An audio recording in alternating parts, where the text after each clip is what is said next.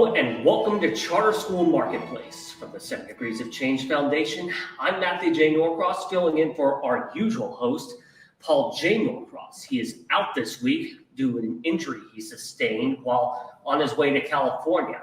Wishing him a very speedy recovery as he recovers from his broken bones. And today I am with Lindalyn Kakadelis again. She agreed to join us. She agreed to return to the podcast, and she joins us from where? From Pinehurst. From Pinehurst. All right. Thanks for joining us again, Lindalyn. Thank you. It's my honor to be here, and we do wish Paul a speedy recovery and broken bones, and hopefully he'll be okay. Yeah, same. So, going by these questions, so the first question I want to ask is, recently, charter school renewal policy it's received a lot of attention. And can you give us some history on the renewal guidelines? Sure, I will do that. It really started in May of 2023. The Charter School Advisory Board at that time was first presented proposals to revise the policy and especially the general renewal guidelines just to make them more in line with what was current practice. No big deal. A second draft was created, and then in June of 2023, the advisory board at that time, because it was not the review board, the advisory board approved the guidelines, the changes, which again was not any really big issue. The guidelines were put in a policy back when I was on the advisory board, back in like 2000 or 2001. And the guidelines were to take effect as far as to help the Office of Charter Schools just put schools in different categories. The statute on renewals for charter school is very clear for the 10-year renewal, what needed to happen or what needed to be in place for a charter school to receive a 10-year renewal. But it also gave the advisory board at that time and the State Board of Education kind of freedom to do with years after that. Could a charter school get a 5-year renewal? Could they get a 3-year renewal? And so what we did on the advisory board is just kind of come up with some guidelines to help the Office of Charter Schools put renewals in different buckets, the 7-year, 5-year, and 3-year. Anyway, so in 2023, the advisory board had these guidelines that they were just updating. And then in September of 2023, the review board voted to adopt the changes to the guidelines only as the policy in the whole was not addressed.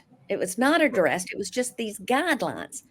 And then what we had happen, and that was the review board. And we'll talk a little bit about the difference between the advisory board and the review board, because legislation passed during that time that streamlined the whole process, and it gave the authority to the review board to give renewals. And then if there was if the school had a problem or the superintendent had a issue with what the review board did, they could appeal it to the state board. But anyway, then came the November 2023 meeting of the State Board of Education, and the State Board of Education, the Charter School Review Board just requested from the state board to just update the guidelines.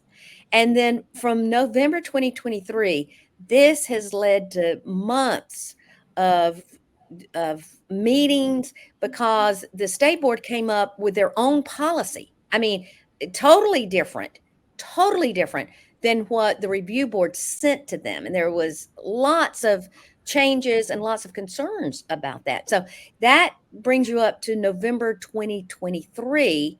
And then the next item it starts at the April, really before then, when the state board sent all these, different, totally different policy to the review board.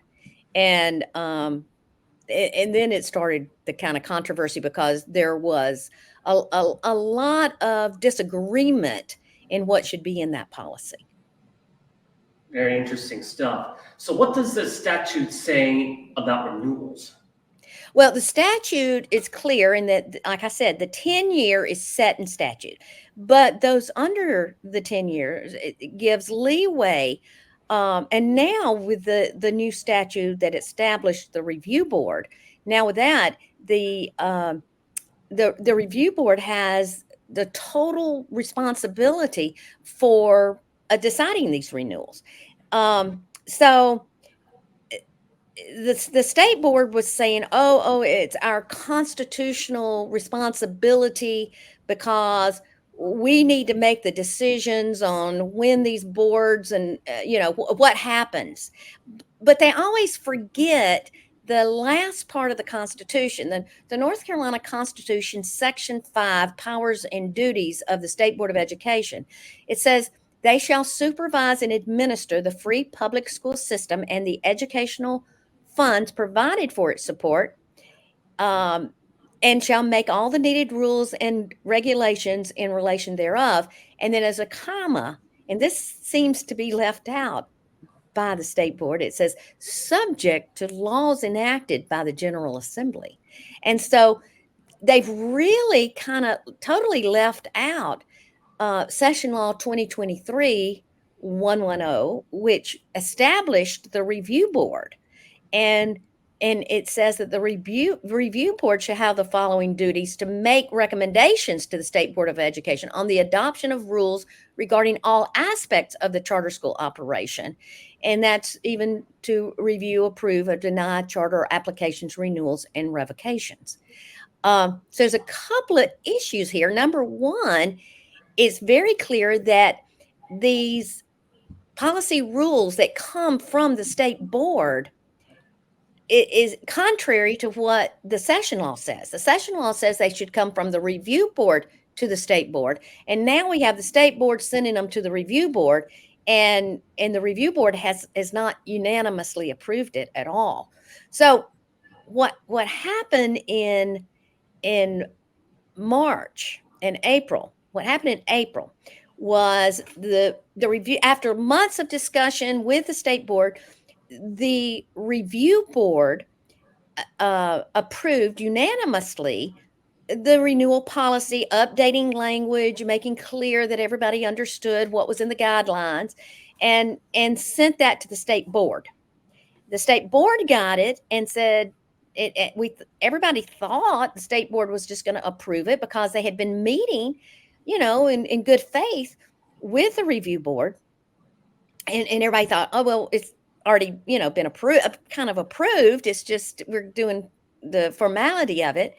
And then all of a sudden, out of the blue, John Blackburn, who is chair of the innovation committee that charter schools are under, said, oh, we want to put a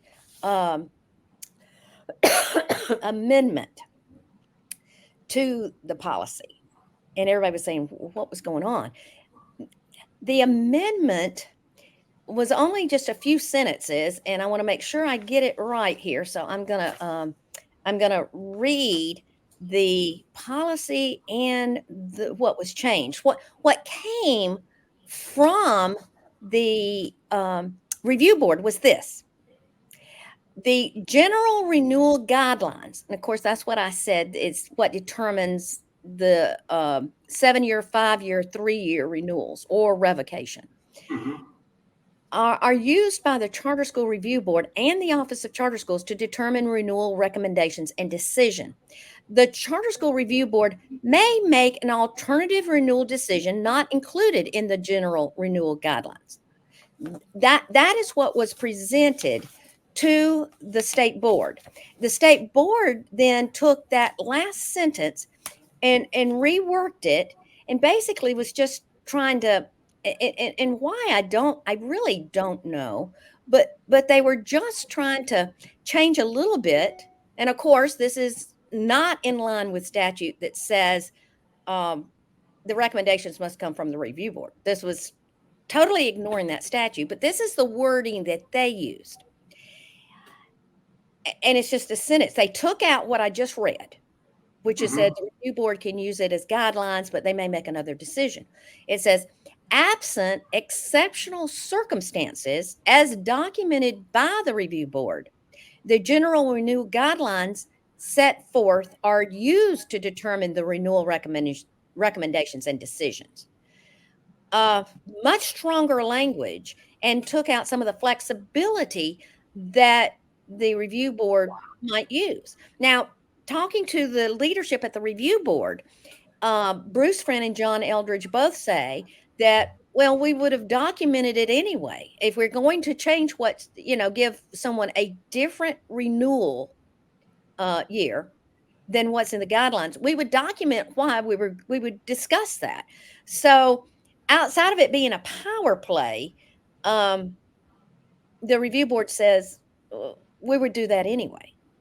And it was just, I guess it just was very disrespectful to the Charter Review Board after spending so many hours with State Board, and State Board basically going along with what the Review Board had unanimously supported and just changing a sentence. Respect. That's actually a trait I talk about in my podcast, Character in Action, by the way. So, by the way, for anyone who's watching or listening to Charter School Marketplace, I would definitely recommend Character in Action. It's available wherever you get your podcasts. But anyway, to move on to the next question. Now, last year, the General Assembly passed legislation changing the Charter School Advisory Board to the Charter School Review Board. Now, what was accomplished in this legislation? Well, what was accomplished was just streamlining the whole process of renewals and applications and anything having to do with charter schools. I mean, Right. There's 210 charter schools and there's thousands of district schools. And so we want to make it easy for the State Board. State Board, you handle the district schools, make sure they're performing, and the Charter Review Board can take a lot of that weight from you. That was the purpose of that session law. But it seems that, like I said, the State Board of Education doesn't want it streamlined. They don't want it easier for them. They want to have a bigger say in charter schools. And we've seen in the past that the State Board has little understanding of the whole process of charter schools and the renewal, the applications, and things like that. When charter schools are paid, when they get their first check after they get approved. All kinds of nuances about charter schools. But they're just really kind of sticking their nose into this legislation and ignoring it. Now, another issue about this whole policy is that it affects third parties, and I'll talk a little bit more about that later. But the reality is, with the guidelines being so having to stick with these guidelines so strictly, we feel that it should go through the rules making process and go to the Regulatory Rules Commission. And State Board's just absolutely refusing to do that. Yeah, so what exactly happened at the April State Board of Education meeting? The State Board amended what was sent to them from the Review Board. And was this in line with the with session law? No, it was not. What was done at April the 8th was, the Review Board in good faith met with the State Board, tried to implement some of their concerns, and they did. They aligned it with what is actually the policy, and they made some of the guidelines a little stricter as far as the financials. They're going back 3 years, making sure that everything's in compliance. The compliance issues, they're highlighting them stronger now. But the Review Board said, okay, we can live with that.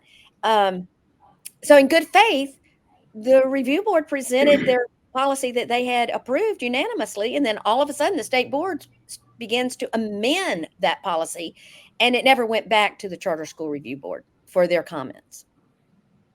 Yeah, quite amazing. And, it's hard to believe that we went from one charter school in Phoenix Academy. That was my first, when my mother founded Phoenix Academy, my mom and my dad, that that really exposed me to how the education industry works here in this state. And everything you laid out so far definitely, it's a good example of the kind of hurdles that charter schools have here in the state, isn't it? Yeah, the bureaucratic hurdles are tremendous in North Carolina.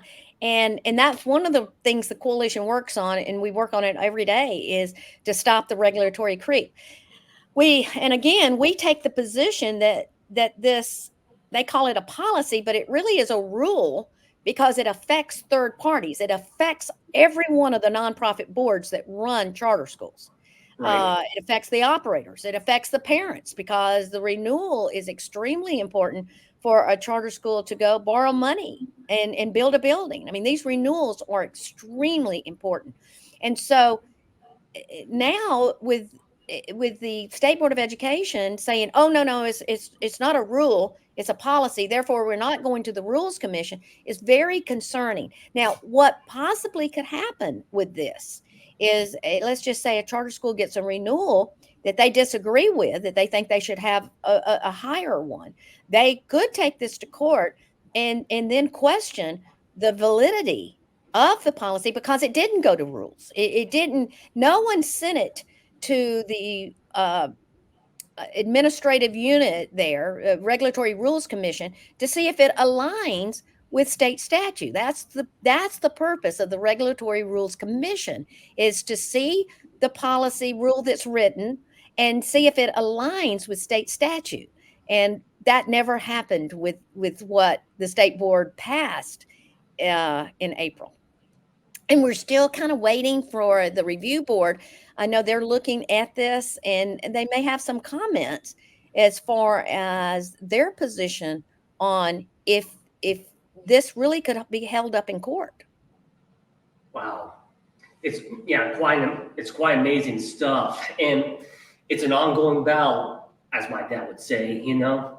Yep. Yeah. Would you So agree with it? as it stands right now, you have the state board that has passed what they call a policy, which we think is a rule. That's getting into the weeds. And the reason why we do is because it affects third parties. And the statute, I mean, the State Board of Education was taken to court several years back because they were passing rules as policies, and the Supreme Court ruled that no, you can't do that. If the policy affects third parties, then it is considered a rule, and therefore it needs to be in line with statute. And they didn't do that with this document. And so, is it valid? That may be for the courts to figure out. So what exactly did this amendment, rather, approved by the state board, do to the renewal protocol?